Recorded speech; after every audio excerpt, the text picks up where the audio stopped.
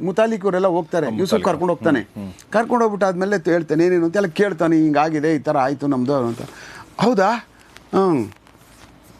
ಒಂದು ಕೆಲಸ ಮಾಡು,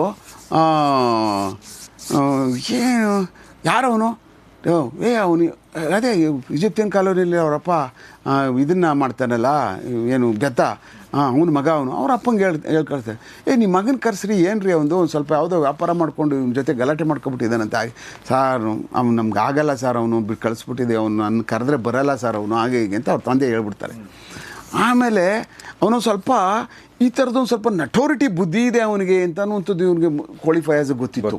ಹುಡುಗರ ಕಡೆಯಿಂದ ತಿಳ್ಕೊಂಡೆ, ಸಾರ್ ಮೆಂಟ್ಲವನು, ಅಯ್ಯೋ ಬಲೆ ಡೇಂಜರ್ ಸರ್ ಅವನು, ಹಾಗೆ ಹೀಗೆ ಅಂತ ಹೇಳ್ಬಿಟ್ಟು ಇವರೆಲ್ಲ ಹೇಳವ್ರೆ. ಅವನು ದೊಡ್ಡ ರೌಡಿ ಅಂತ ಹೇಳಲಿಲ್ಲ, ಓಯ್ ಬಕ್ಕತ್ ಬ್ರೈನಿ ಅವನು, ಭಾಳ ಚಾಲಾಕಿ ಅವನು ಅಂತ. ಚಾಲಾಕಿ ಅಂತ ಕಡೆ ಅವ್ನು ಯೋಚನೆ ಮಾಡ್ತಾನೆ, ಓಹೋ ನಮ್ಮ ಚಾಲಾಕಿ ಆದರೆ ಸ್ವಲ್ಪ ಡೇಂಜರೇ, ಇನ್ನು ಬೇರೆ ಆದರೆ ಹೆಂಗೆ ಹ್ಯಾಂಡ್ಲ್ ಮಾಡಿಬಿಡ್ಬೋದು. ಹೇಳಾದ್ಮೇಲೆ ಒಂದು ಕೆಲಸ ಮಾಡಿ, ಅಲ್ಲಿ ಯಾರಿದ್ದಾರೆ ನಿಮ್ಮ ಮನೆ ಒಳಗಡೆ ಅಲ್ಲಿ ಅಂತ.